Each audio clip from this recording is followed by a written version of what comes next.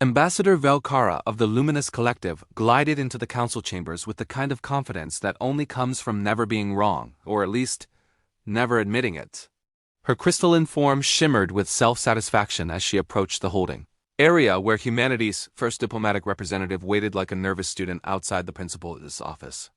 "This will take merely moments," she announced to the assembled council members, her mental voice dripping with the telepathic equivalent of someone explaining something to a toddler. "The human specimen will barely feel a thing.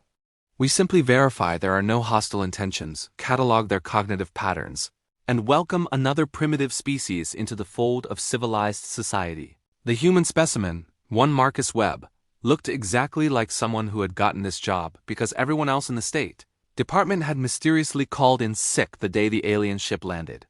He wore a slightly wrinkled suit, clutched a briefcase that probably contained nothing useful, and had the expression of a man who had already filled out his will that morning just in case.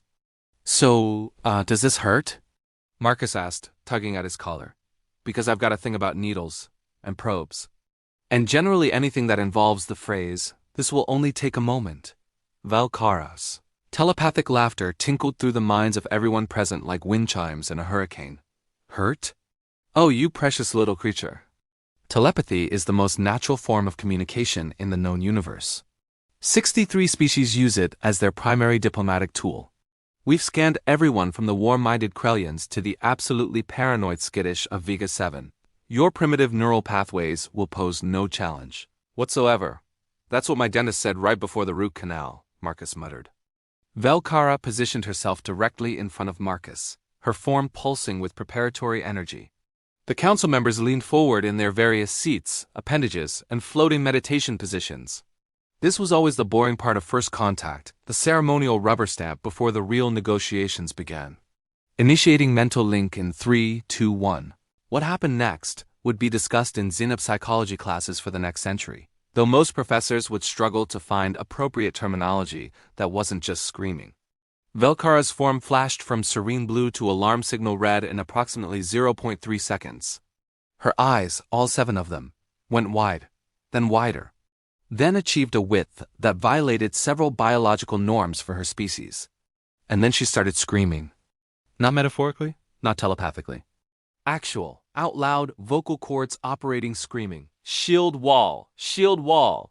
Hold the line!" Her voice echoed off the council chamber's crystalline walls. Marcus took a step back. "Okay, that's new. For Valhalla." Velkara shrieked, her crystalline arms raised to the ceiling.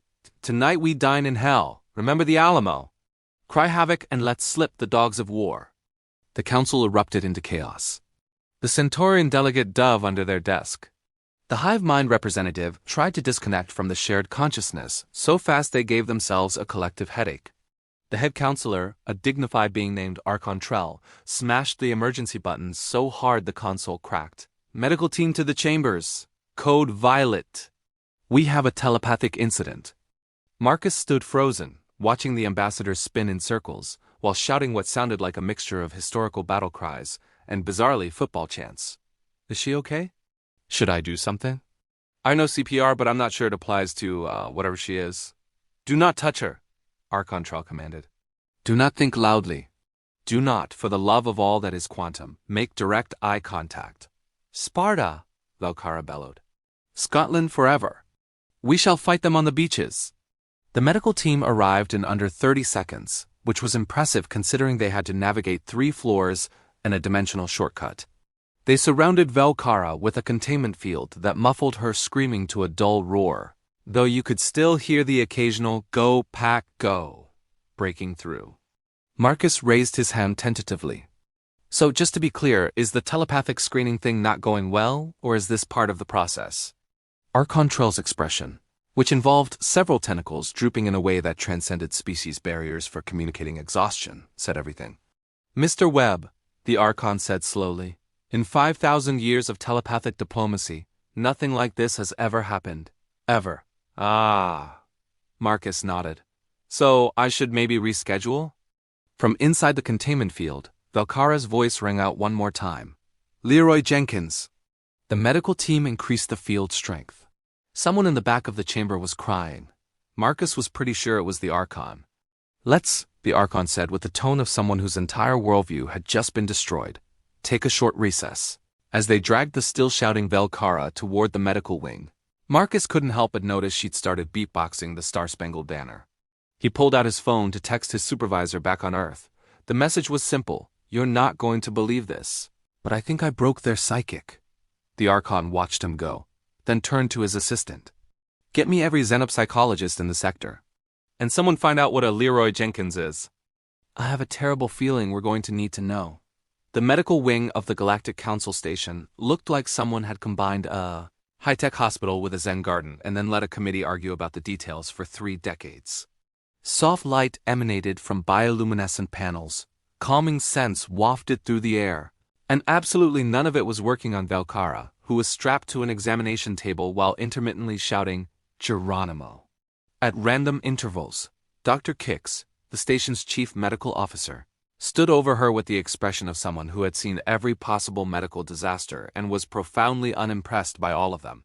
He was a Vaxillian, which meant he looked like someone had crossed a praying mantis with a particularly judgmental librarian, and he'd been practicing medicine for longer than most species had been spacefaring. "Fascinating," he said in a tone that suggested it was anything, "but the patient's neural pathways are completely intact. No damage, no foreign organisms, no psychic contamination from known sources. She's just, as the humans might say, completely lost her mind." "I have not lost anything," Velkara managed between episodes. "Except possibly my will to live. And also, when the Saints go marching in, I want to be in that number." Marcus, who had been summoned for the examination despite his protests, winced. "Is she going to be okay? I mean, I didn't mean to break her. I was just thinking about, normal stuff." "Define normal," Dr. Kix said, making a note on his datapad. "Like, I don't know, whether I turned off the coffee maker before I left for the spaceport, and my grocery list. And that embarrassing thing I said at my cousin's wedding 15 years ago. Normal brain stuff." Dr. Kix's antennae twitched. "And were you thinking about warfare, ancient battles, bloodshed?" "What? No. Why would I be? Wait." Marcus paused. "Okay, there might have been a brief moment where I remembered playing Call of Duty last weekend.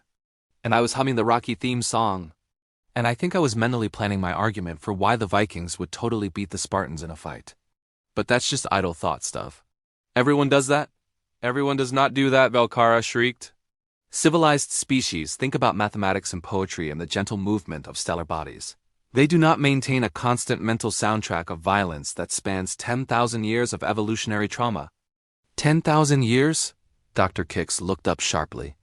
"At least, possibly more. I cannot be certain because I was too busy experiencing the fall of Constantinople and the Battle of Gettysburg simultaneously, while also processing his concerns about beverage preparation." The door to the medical bay hissed open and a new figure entered. Specialist Quinn was a mindwalker, one of the few species who could perform deep telepathic analysis without losing themselves in the process. They looked vaguely humanoid, if humans were made of flowing silver liquid and occasionally forgot to maintain consistent shapes. "I heard we had an incident," Quinn said calmly. "A Class 7 psychic breach? That hasn't happened since the Krellian ambassador tried to telepathically intimidate the council and gave himself an aneurysm." "Worse," Dr. Kix replied. "She scanned the human. Now she's a living transmission antenna for human historical violence." Quinn flowed closer to examine Velkara, who was currently reciting what sounded like a Maori war chant. "Interesting. The human mind actually imprinted on her? That shouldn't be possible. Humans aren't telepathic. They don't need to be," Velkara managed.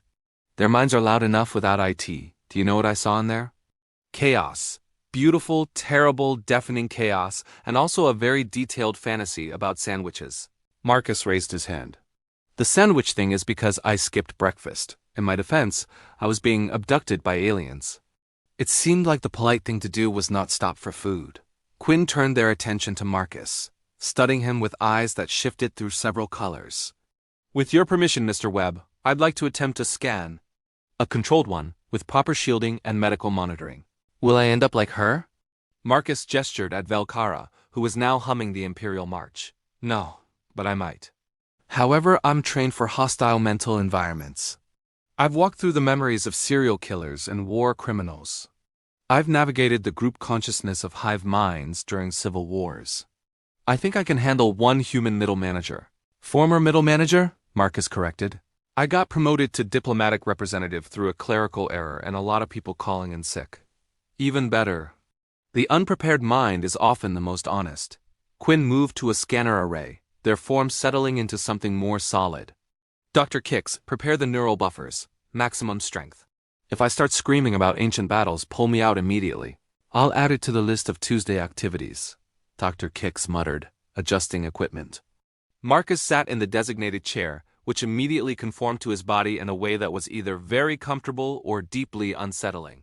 He couldn't decide which. So, what do I do? Think specific thoughts? Meditate? I should warn you, I'm terrible at meditation. I once fell asleep during a yoga class and the instructor asked me to leave. Just be yourself, Quinn said, their voice taking on an otherworldly resonance as they prepared for the link. Think whatever you normally think. That's what we need to understand. Right, normal thoughts, no pressure. Marcus took a deep breath. Though now that you've said that, all I can think about is that thing where someone tells you not to think about elephants and then that's all you can think about. Elephants, in little hats.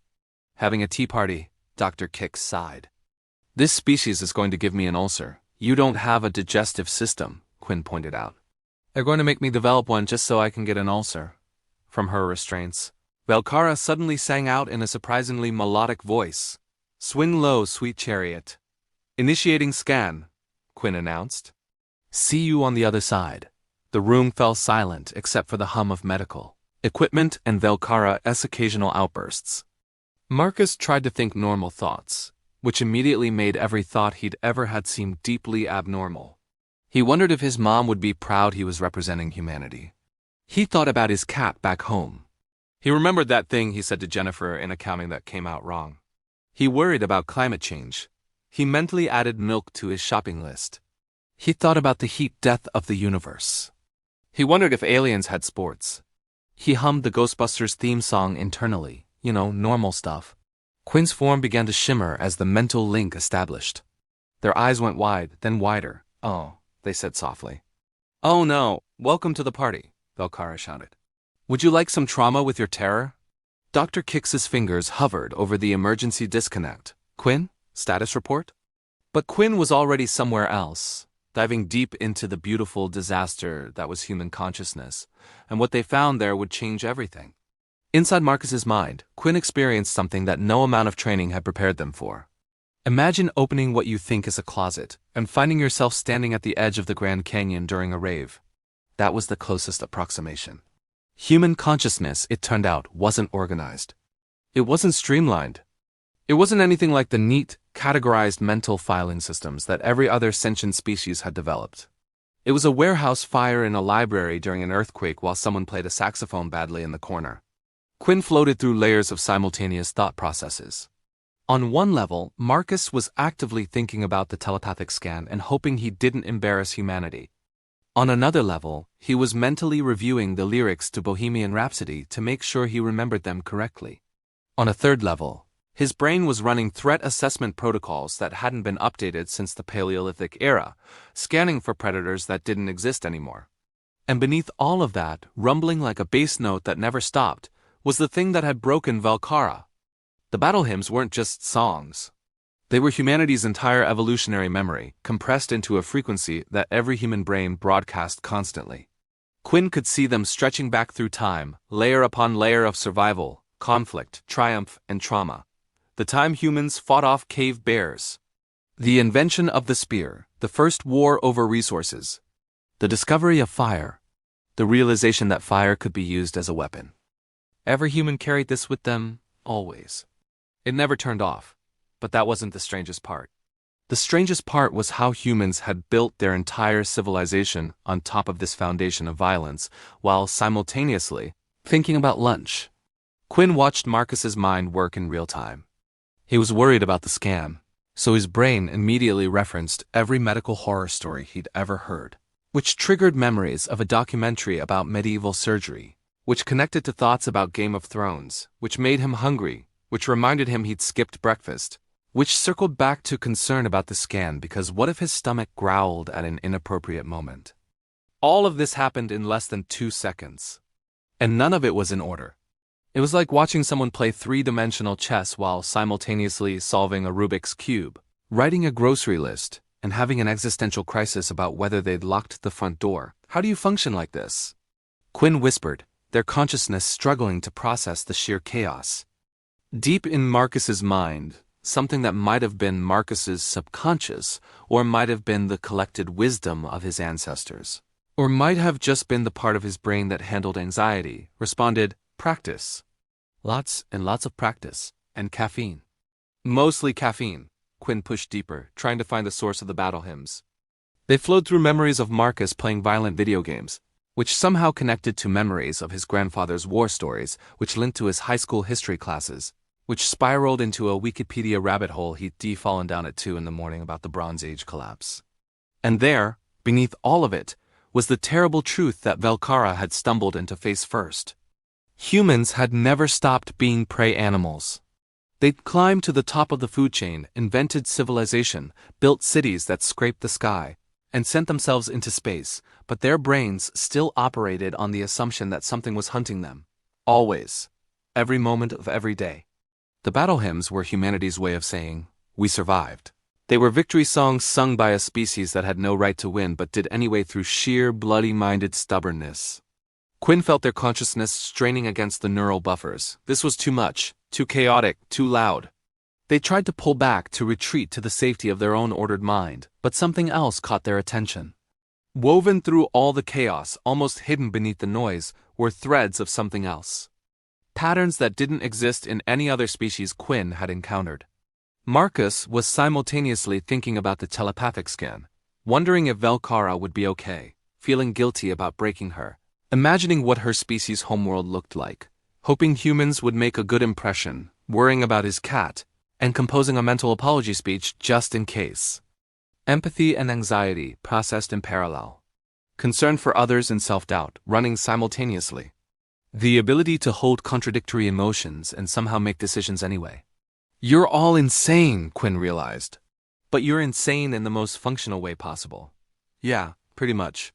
The maybe-subconscious-maybe-ancestral-wisdom-maybe-anxiety part of Marcus's brain agreed. Took us a few 100,000 years to figure it out, but we make it work. Mostly. Sometimes, occasionally we have world wars about it, but overall solid 70-30 success rate. Quinn started to laugh, which was dangerous when you were deep in someone else's mind. The laughter rippled through Marcus's consciousness, triggering a memory of a stand-up comedian which connected to a joke Marcus had heard in college, which reminded him of a girl he'd dated, which made him feel wistful, which circled back to hoping he didn't die in space before he could pet his cat again. I need to get out of here, Quinn said. Before I catch whatever you have. Bold of you to assume it's contagious and not just the default setting for sentient life that evolved on a death world. The voice in Marcus's head replied cheerfully. Quinn pulled back, retracing their path through the chaos. On the way out, they caught one more glimpse of the deeper pattern beneath the noise. It was beautiful in a terrifying sort of way, like watching a tornado or a supernova. Destructive and creative in equal measure. Humanity's madness was organized somehow, just not in any way that made sense to anyone except humans. As Quinn's consciousness separated from Marcus's, they heard one final thought echoing through his mind. I wonder if they have good tacos in space. Probably not, that's disappointing. Should I mention tacos in my diplomatic report? Is that unprofessional? Maybe I should focus on the telepathy thing. But also tacos. Quinn's eyes snapped open in the medical bay. They were shaking. Dr. Kix was already there with a stabilizer, but Quinn waved him off. I'm fine, they said. Traumatized, but fine. Did you find the source of the problem? Dr. Kix asked. Quinn looked at Marcus, who was blinking like someone waking up from a confusing dream. Then they looked at Velkara, who had finally gone quiet but was staring at the ceiling with the expression of someone who had seen the face of God. And it was screaming, yes, Quinn said slowly. The problem is that humans are evolutionary proof that the universe has a sense of humor. And it's not a nice one. Marcus raised his hand. Is that good or bad? I genuinely don't know, Quinn admitted. But we need to tell the council immediately. Because if humans can do this to telepaths on accident, we need to completely rethink our first contact protocols. And possibly our understanding of consciousness itself. Also tacos, Marcus added. Someone should tell them about tacos. Dr. Kix made a note on his datapad. Patient demonstrates species-typical mental instability. Prognosis, humanity. The council chambers had been hastily reconfigured with additional psychic shielding. 3 emergency medical teams, and what appeared to be a panic button, roughly the size of a dinner plate. Archon Trell sat in his elevated seat, looking like someone who had aged several decades in a few hours, which for his species meant his tentacles had gone from vibrant purple to a stress-induced mauve. "Let me see if I understand this correctly," the Archon said, his voice carrying the tone of someone who very much did not want to understand this correctly. "The human mind is essentially a weapon of mass mental destruction." "That's oversimplifying it," Quinn said, standing before the council with Marcus beside them. "But also yes."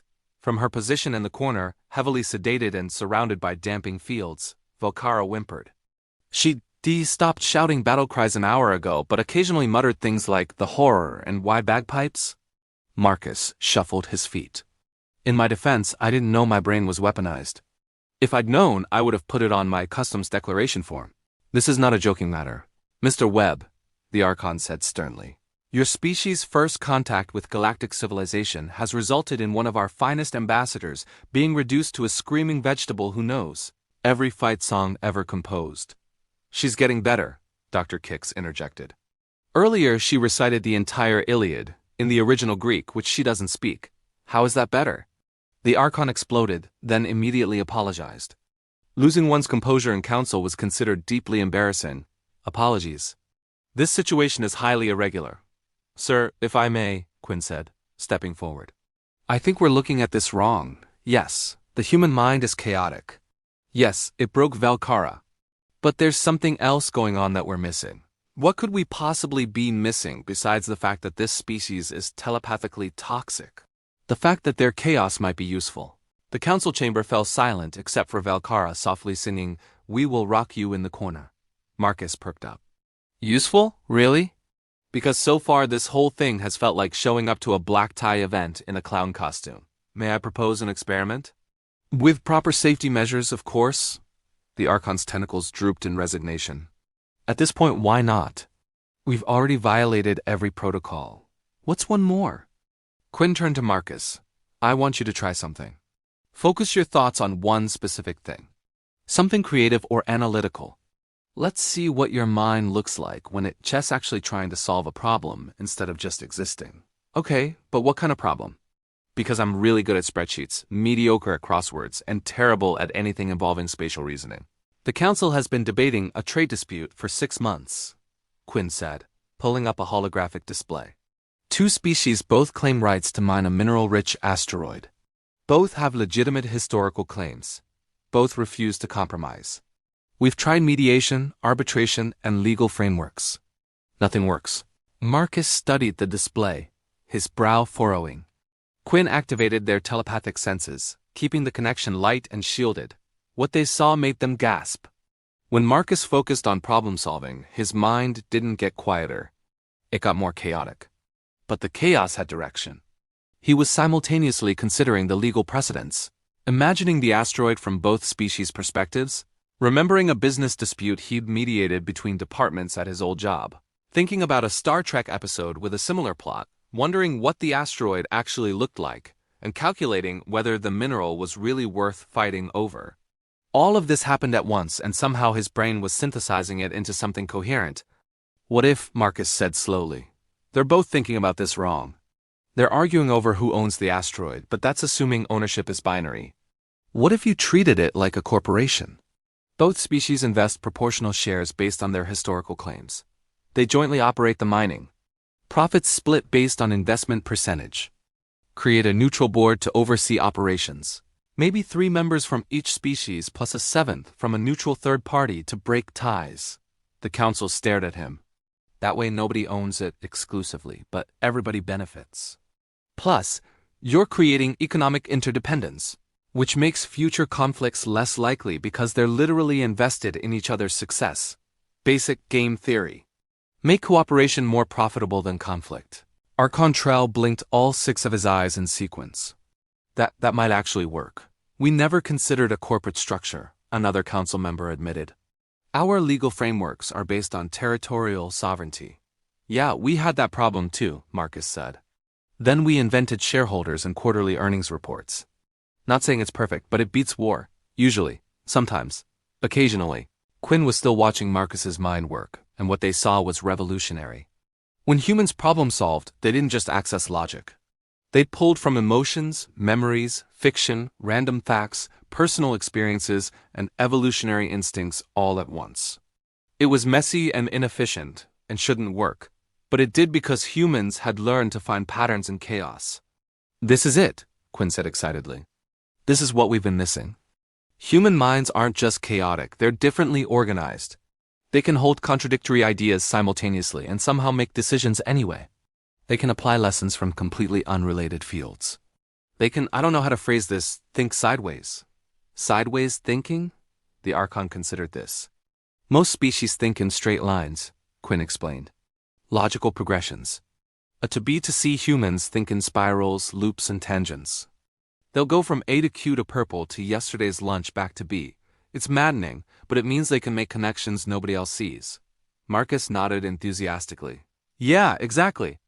Like, I solved that asteroid thing because it reminded me of when my cousin and his best friend both wanted to buy the same motorcycle. So they went in on it together, and now they share custody, and it works great. That's got nothing to do with space mining, but also everything to do with it. The battle hymns, Dr. Kix said suddenly. They're not just violence, they're survival songs.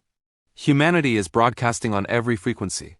We survived impossible odds, we can handle anything. That's what overwhelmed Velkara. Not aggression, but the sheer intensity of their survival instinct. We are scrappy, Marcus agreed. We're like the cockroaches of sentient species. Not in a gross way, in a really hard-to-kill way. Please stop comparing your species to insects, the Archon said wearily. What about rats then, or honey badgers? Ooh, humans are the honey badgers of space. Mr. WEBB. Sorry. Quinn turned to address the full council. I move that we reconsider the human application. Not in spite of their mental chaos, but because of it. They're immune to telepathic manipulation. They think in ways that can break through unsolvable problems. And yes, they're absolute nightmares for telepaths, but that might be exactly what the galaxy needs. What we need is headaches? Someone in the back row muttered.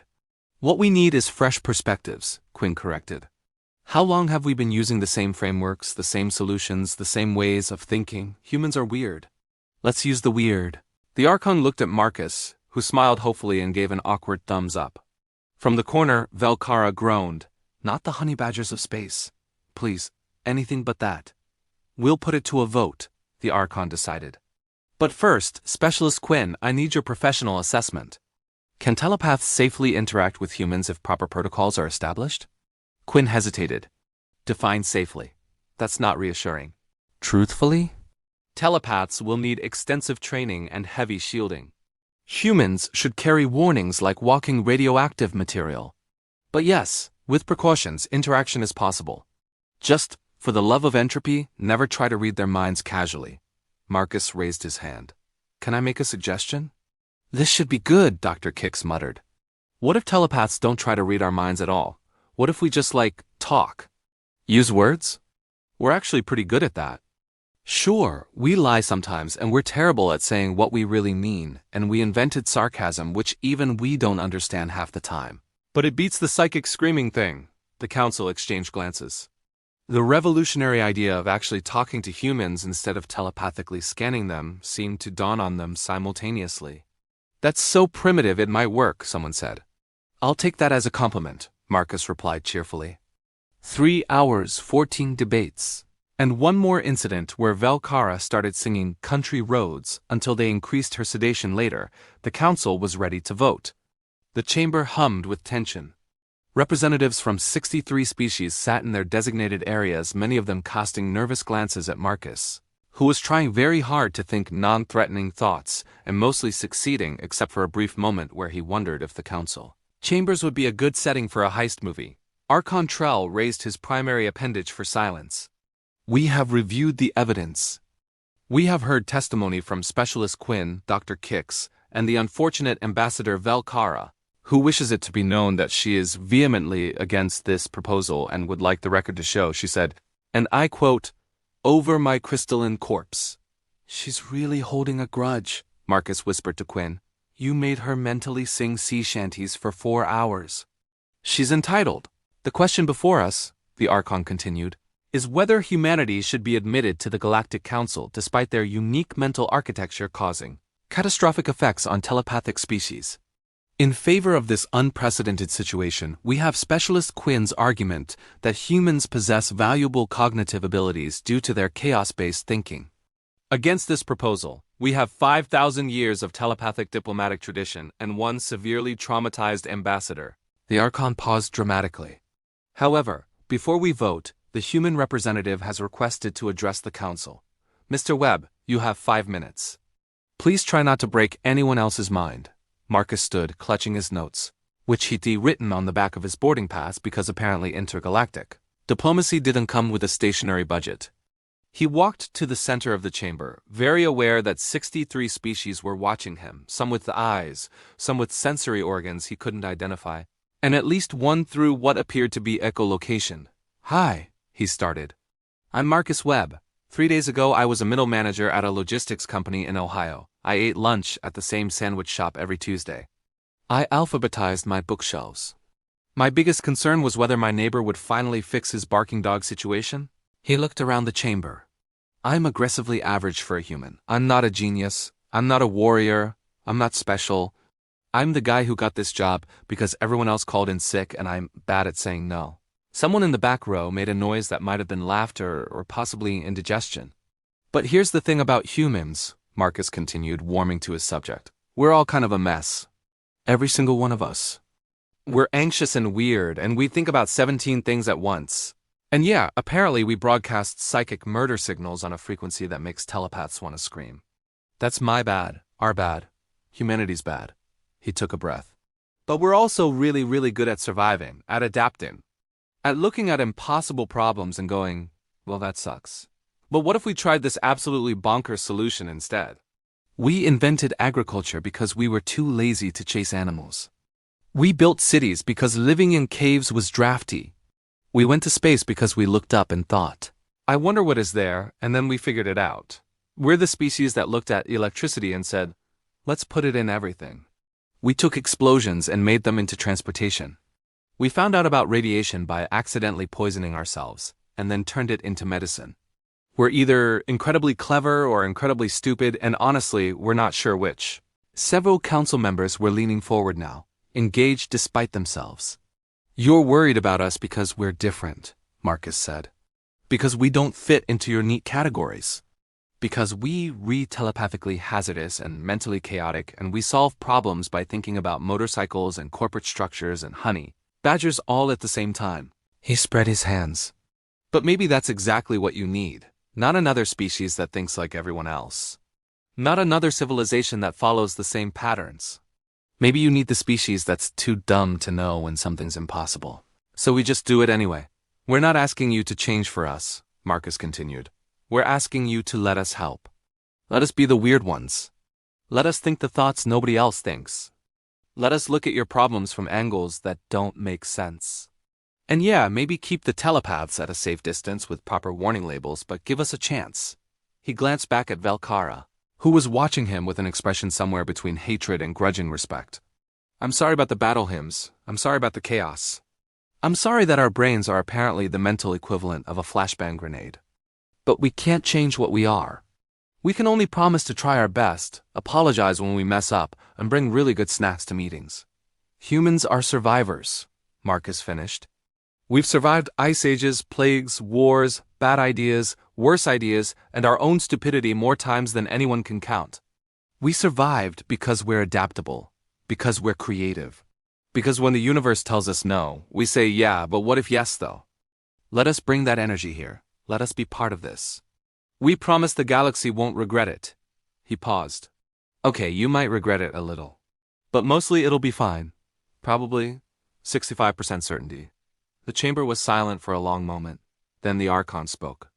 Mr. Webb, that was either the worst diplomatic speech or the best diplomatic speech I have ever heard, and I genuinely cannot determine which. I'll take it, Marcus said, returning to his seat. The council will now vote, the Archon announced. All in favor of admitting humanity to the Galactic Council with appropriate safety protocols and telepathic warnings? Indicate now. The voting display lit up. Marcus watched the numbers climb, his heart pounding. Green lights for yes, red for no, yellow for abstention. The colors flickered and changed as species made their decisions. It was close. Way too close. Marcus could see the count hovering right at the threshold needed for admission. 42 in favor, 38 against, and the abstentions that could swing either way. Truthfully? Telepaths will need extensive training and heavy shielding. Humans should carry warnings like walking radioactive material. But yes, with precautions, interaction is possible. Just, for the love of entropy, never try to read their minds casually. Marcus raised his hand. Can I make a suggestion? This should be good, Dr. Kix muttered. What if telepaths don't try to read our minds at all? What if we just, talk? Use words? We're actually pretty good at that. Sure, we lie sometimes and we're terrible at saying what we really mean, and we invented sarcasm which even we don't understand half the time. But it beats the psychic screaming thing. The council exchanged glances. The revolutionary idea of actually talking to humans instead of telepathically scanning them seemed to dawn on them simultaneously.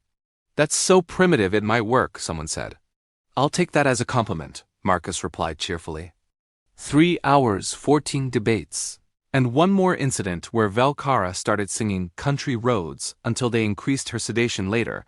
The council was ready to vote. The chamber hummed with tension. Representatives from 63 species sat in their designated areas, many of them casting nervous glances at Marcus, who was trying very hard to think non-threatening thoughts, and mostly succeeding except for a brief moment where he wondered if the council chambers would be a good setting for a heist movie. Archon Trell raised his primary appendage for silence. We have reviewed the evidence. We have heard testimony from Specialist Quinn, Dr. Kix, and the unfortunate Ambassador Velkara, who wishes it to be known that she is vehemently against this proposal and would like the record to show, she said, and I quote, over my crystalline corpse. She's really holding a grudge, Marcus whispered to Quinn. You made her mentally sing sea shanties for 4 hours. She's entitled. The question before us, the Archon continued, is whether humanity should be admitted to the Galactic Council despite their unique mental architecture causing catastrophic effects on telepathic species. In favor of this unprecedented situation, we have Specialist Quinn's argument that humans possess valuable cognitive abilities due to their chaos-based thinking. Against this proposal, we have 5,000 years of telepathic diplomatic tradition and one severely traumatized ambassador. The Archon paused dramatically. However, before we vote, the human representative has requested to address the council. Mr. Webb, you have 5 minutes. Please try not to break anyone else's mind. Marcus stood, clutching his notes, which he'd written on the back of his boarding pass because apparently intergalactic diplomacy didn't come with a stationary budget. He walked to the center of the chamber, very aware that 63 species were watching him, some with eyes, some with sensory organs he couldn't identify, and at least one through what appeared to be echolocation. Hi, he started. I'm Marcus Webb. 3 days ago I was a middle manager at a logistics company in Ohio. I ate lunch at the same sandwich shop every Tuesday. I alphabetized my bookshelves. My biggest concern was whether my neighbor would finally fix his barking dog situation. He looked around the chamber. I'm aggressively average for a human. I'm not a genius. I'm not a warrior. I'm not special. I'm the guy who got this job because everyone else called in sick and I'm bad at saying no. Someone in the back row made a noise that might have been laughter or possibly indigestion. But here's the thing about humans, Marcus continued, warming to his subject. We're all kind of a mess. Every single one of us. We're anxious and weird, and we think about 17 things at once. And yeah, apparently we broadcast psychic murder signals on a frequency that makes telepaths want to scream. That's my bad, our bad, humanity's bad. He took a breath. But we're also really, really good at surviving, at adapting, at looking at impossible problems and going, well, that sucks. But what if we tried this absolutely bonkers solution instead? We invented agriculture because we were too lazy to chase animals. We built cities because living in caves was drafty. We went to space because we looked up and thought, I wonder what is there, and then we figured it out. We're the species that looked at electricity and said, let's put it in everything. We took explosions and made them into transportation. We found out about radiation by accidentally poisoning ourselves. and then turned it into medicine. We're either incredibly clever or incredibly stupid, and honestly, we're not sure which. Several council members were leaning forward now, engaged despite themselves.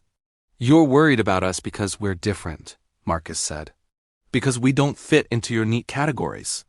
Because we read telepathically hazardous and mentally chaotic, and we solve problems by thinking about motorcycles and corporate structures and honey, badgers all at the same time. He spread his hands. But maybe that's exactly what you need. Not another species that thinks like everyone else. Not another civilization that follows the same patterns. Maybe you need the species that's too dumb to know when something's impossible. So we just do it anyway. We're not asking you to change for us, Marcus continued. We're asking you to let us help. Let us be the weird ones. Let us think the thoughts nobody else thinks. Let us look at your problems from angles that don't make sense. And yeah, maybe keep the telepaths at a safe distance with proper warning labels, but give us a chance. He glanced back at Velkara, who was watching him with an expression somewhere between hatred and grudging respect. I'm sorry about the battle hymns. I'm sorry about the chaos. I'm sorry that our brains are apparently the mental equivalent of a flashbang grenade. But we can't change what we are. We can only promise to try our best, apologize when we mess up, and bring really good snacks to meetings. Humans are survivors, Marcus finished. We've survived ice ages, plagues, wars, bad ideas, worse ideas, and our own stupidity more times than anyone can count. We survived because we're adaptable, because we're creative. Because when the universe tells us no, we say yeah, but what if yes though? Let us bring that energy here. Let us be part of this. We promise the galaxy won't regret it. He paused. Okay, you might regret it a little. But mostly it'll be fine. Probably 65% certainty. The chamber was silent for a long moment. Then the Archon spoke. Mr. Webb, that was either the worst diplomatic speech or the best diplomatic speech I have ever heard, and I genuinely cannot determine which. I'll take it, Marcus said, returning to his seat. The Council will now vote, the Archon announced. All in favor of admitting humanity to the Galactic Council with appropriate safety protocols and telepathic warnings, indicate now. The voting display lit up. Marcus watched the numbers climb, his heart pounding. Green lights for yes, red for no, yellow for abstention. The colors flickered and changed as species made their decisions. It was close, way too close. Marcus could see the count hovering right at the threshold needed for admission. 42 in favor, 38 against, and the abstentions that could swing either way. Then something unexpected happened. The representative from the Krellian Empire, a species known for their military tradition and aggressive diplomacy, changed their vote from red to green. Explanation requested, the Archon said. The Krellians stood, their armored form catching the light. We vote yes. Not because we like humans, but because any species that makes telepaths scream about Sparta might be useful in a fight. Plus, the motorcycle solution to the asteroid problem was actually clever. We hate to admit it, but we're impressed. The Krellians are impressed by us? Marcus whispered. Is that good? It's terrifying, Quinn whispered back. But also yes. Another vote flipped, then another. The momentum shifted. Species that had been on the fence decided that if the Krellians were impressed, maybe there was something to this human chaos after all. The final count appeared 54 in favor, 27 against, 46 abstentions. The motion carries, Archon Trell announced. Humanity is hereby granted provisional membership in the Galactic Council, pending the establishment of proper safety protocols, telepathic warning systems, and what I'm told humans call sensitivity training. Marcus stood slightly dizzy. We're in? Really?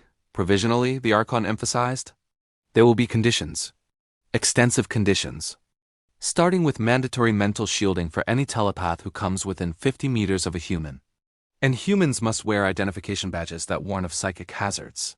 Like a radioactive warning symbol? Marcus asked. Exactly like that, yes. That's so cool, Marcus said, then caught himself.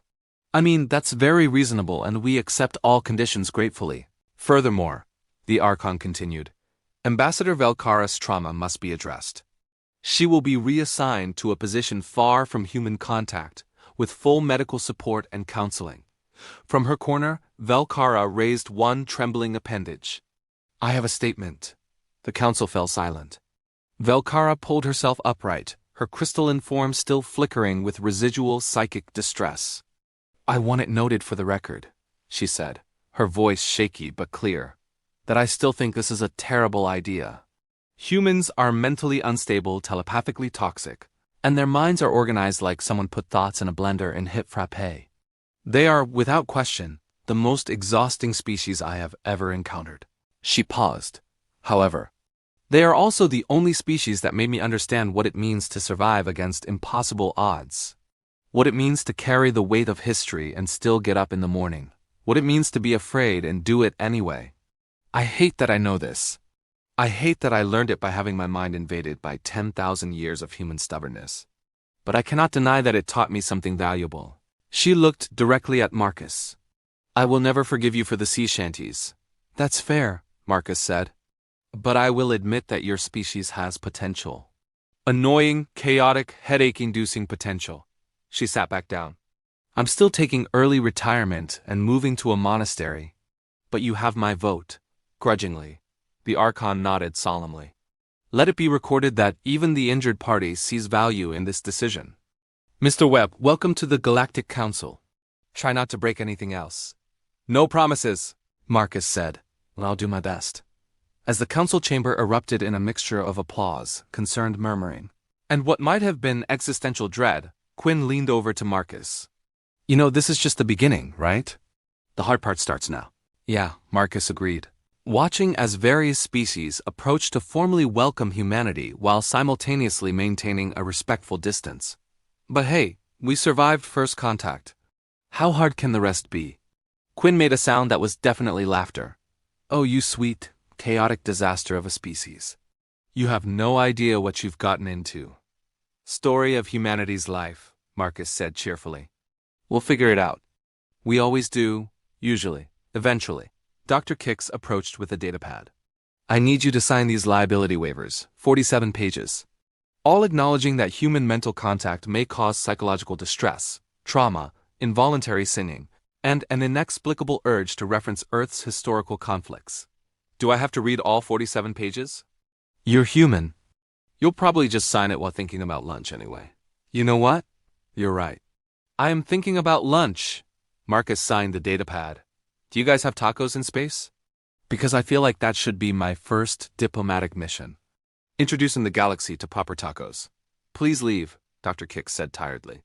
Leaving, but seriously, tacos. As Marcus headed for the exit, officially humanity's first successful galactic diplomat despite absolutely everything, he felt his phone buzz. A message from Earth, from his boss at the logistics company. Hey Marcus, we sorted out the staffing issue. You can come back to work on Monday. Did the alien thing go okay? Marcus looked around at the alien council chamber at the species that had just voted to let humanity join the galactic community at Valkara, who was being sedated again because she'd started humming Born in the USA, and at Quinn, who was already writing what would become a best-selling book about the experience. He typed back, yeah, it went fine. Might need to take an extended leave of absence though. New opportunity came up. We'll explain later. Then he added, also, you owe me so much hazard pay. The Archon's assistant approached with a stack of documents. Mr. Webb, we need to begin processing humanity's formal application. This includes economic integration proposals, military cooperation agreements, cultural exchange programs, and dietary restriction forms. Dietary restrictions? Marcus asked. We need to know if humans are likely to eat other species. It's happened before? What? No. Well, I mean, probably not. Are any of you nutritionally valuable? Never mind, don't answer that. Let's just put down humans prefer not to eat sentient beings and call it good. That's not as reassuring as you think it is. Welcome to humanity, Marcus said. We're working on it. 6 months later, the Galactic Council Station had adapted to its newest members in ways both expected and utterly bizarre. The human quarter had been established on Deck 7, as far from the telepathic meditation chambers as architecturally possible. It featured what humans called normal lighting, which everyone else found aggressively bright Earth food that ranged from surprisingly good to, why would you do that to innocent vegetables? And a coffee shop that had become inexplicably popular despite the fact that caffeine was technically a poison for most species. Marcus Webb, now officially Ambassador Webb though, he still thought of himself as Marcus the guy who got lucky, sat in his office reviewing the latest integration reports. His walls were decorated with a mixture of Earth memorabilia and gifts from various species. The Krellians had given him a ceremonial warblade. The Centaurians had contributed a meditation crystal that was supposed to promote mental clarity, but mostly just glowed ominously. And someone he still didn't know who had sent him a framed photo of Velkara mid-scream with the caption, "Never forget." He kept it on his desk as a reminder. His assistant, an efficiency-obsessed being named Trix from the Hive Mind Collective, buzzed into the office. They looked like a cross between a very organized bee and a very judgmental filing cabinet. "Ambassador, you have 3 meetings this morning. The Xinthian Trade Delegation at 100, the Cultural Exchange Committee at 11, and lunch with Specialist Quinn to discuss the upcoming Human Integration Workshop. The one where we teach aliens how to interact with humans without having psychic breakdowns? That's the one. Also, Dr. Kix has sent another message requesting that humans stop visiting the medical bay to ask if various Earth foods are poisonous to other species. He says, and I quote, 'If I have to explain one more time why giving chocolate to the canid species is attempted murder, I will retire.' But how was I supposed to know they were literally dog people?" Marcus protested. "They're bipedal, they wear clothes. They have tails, Ambassador. So do the Draconians, and they love chocolate." Trix made a buzzing sound that Marcus had learned meant exasperation. "Please try not to accidentally poison anyone this week." It's only Tuesday. After Trix left, Marcus pulled up the latest statistics on human integration. The results were, in a word, mixed. In several words, chaotic, unprecedented, occasionally disastrous, but somehow working. Humans had been requested for 47 consulting positions across the galaxy, mostly for problems that conventional thinking couldn't solve. 3 interstellar disputes had been resolved using what was now called web logic, which basically meant throwing out the rulebook and thinking about motorcycles until something clicked. On the flip side, there had been 83 incidents of humans accidentally causing telepathic distress, 5 cases of cultural misunderstandings that nearly started wars, and 1 memorable occasion where a human engineer had tried to optimize a sacred alien temple and almost caused a religious crisis. But overall, humanity was making it work. Like they always did. Through a combination of good intentions, random luck, and sheer stubborn refusal to give up. A chime at his door announced a visitor. Marcus looked up to see Quinn flowing into the office, their liquid silver form settling into a roughly humanoid shape. "Morning, Marcus. Ready for our meeting?" Is it weird that I am nervous about teaching aliens how to handle humans when I barely understand humans myself? Very weird. But also very human. Quinn settled into a chair, their form adapting to make it comfortable. "I've been analyzing the integration data. Want to hear something interesting?" "Always. Productivity in mixed species workgroups that include humans is up 32%. But reported stress levels are up 47%. So we're useful but annoying? Essentially, yes. You make everyone's lives more complicated, but also more effective." "It's fascinating." Quinn pulled up a holographic display. "Look at this." The Xinthian hive mind reported that working with humans has actually expanded their collective consciousness. Apparently, exposure to chaotic thought patterns has made them more flexible. We're helping uptight hive minds loosen up? That's gotta be the weirdest diplomatic achievement ever. Oh, it gets better. The Krellians have started incorporating human strategic thinking into their military academies. They're calling it chaos doctrine. And the Centaurians, who previously thought they had achieved perfect meditation, have started studying human mindfulness practices because apparently our ability to be anxious and zen simultaneously is revolutionary. Marcus laughed. "We're really out here teaching aliens that you can be a mess and still function. You're teaching the galaxy that maybe being a mess is a valid way to exist," Quinn corrected. "Most species spent millions of years evolving toward mental efficiency and order. Humans evolved toward barely controlled chaos and made it work anyway. That's genuinely remarkable. Thanks, I think." There was a knock at the door, and Dr. Kix entered without waiting for permission. He looked even more exhausted than usual, which was saying something. "Ambassador Webb, I need you to sign off on the latest telepathic safety protocols." Marcus took the datapad. "More warnings?" "We're up to 63 separate caution levels. You people keep finding new ways to be psychically hazardous.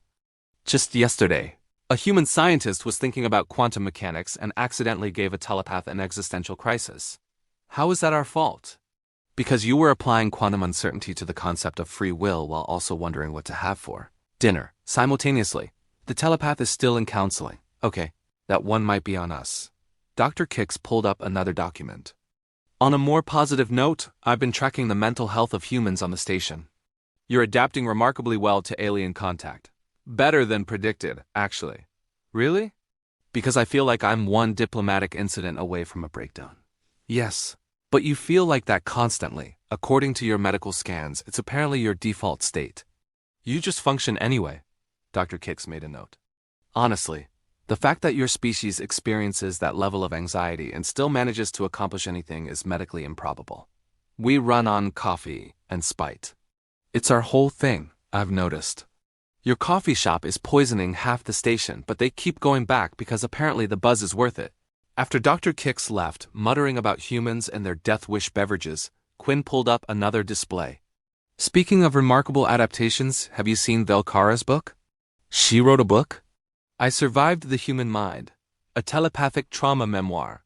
It's already a bestseller in 47 systems. She's donating all proceeds to telepathic counseling services. Marcus pulled up the book listing. The cover showed a stylized image of a screaming telepath with the subtitle, "What I Learned When I Touched the Chaos." Is it good? It's brutal, honest, and somehow funny.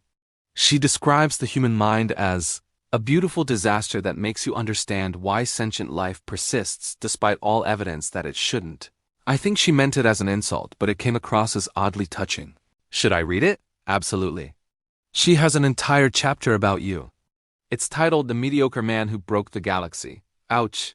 She follows it with, and why that's not actually a bad thing, so it balances out. Marcus's communicator buzzed. A message from Earth. His mom, wondering if he was eating enough and reminding him to send pictures of aliens. His cat sitter, reporting that Mr. Whiskers was fine but judging him for being in space. His old boss, asking if he'd reconsidered coming back to logistics because things were really backed up without him. Normal Earth stuff. It grounded him, reminded him that despite everything, despite being humanity's representative to the galaxy, he was still just Marcus. Regular guy, average dude. Person who couldn't figure out how his shower worked for 3 days and had to call maintenance. You okay? Quinn asked, noticing his expression. Yeah, just thinking about how weird this all is. 6 months ago, I was worried about quarterly reports. Now I'm negotiating trade agreements with species that have tentacles. Having regrets? No, maybe, sometimes. Marcus leaned back in his chair. It's just, I'm not special. I'm not the person who should be doing this. I'm the person who got lucky because everyone else was sick, Marcus. That's exactly why you're perfect for this, Quinn said gently. You're not trying to be a hero. You're not trying to impose human dominance or prove anything. You're just trying to do your job and not mess up too badly. That's refreshing. Most species that join the council come in with grand ambitions or cultural superiority complexes. Humans showed up anxious and apologetic and weirdly concerned about whether we had good food. We did ask about the food situation a lot. You asked about it before you asked about military alliances.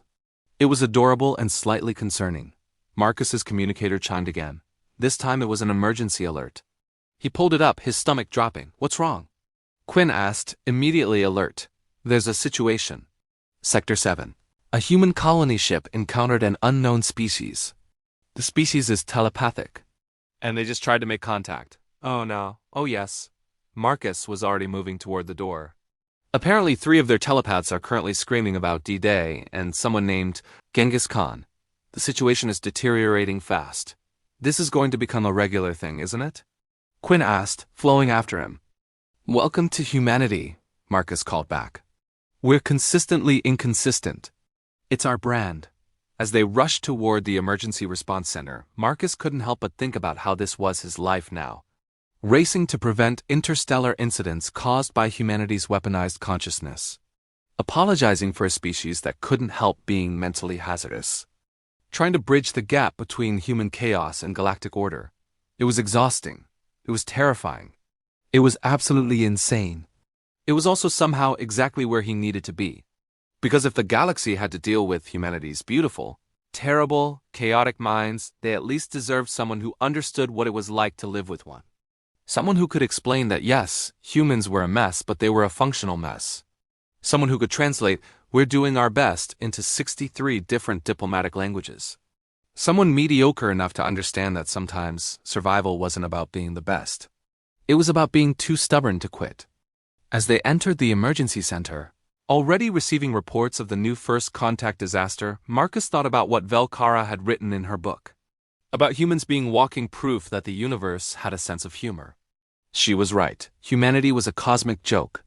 A species that had no business making it out of the caves, let alone to the stars. A collection of anxious, violent, creative, empathetic, chaotic messes who somehow built civilizations and spaceships while simultaneously wondering if they'd left the oven on. But they'd made it.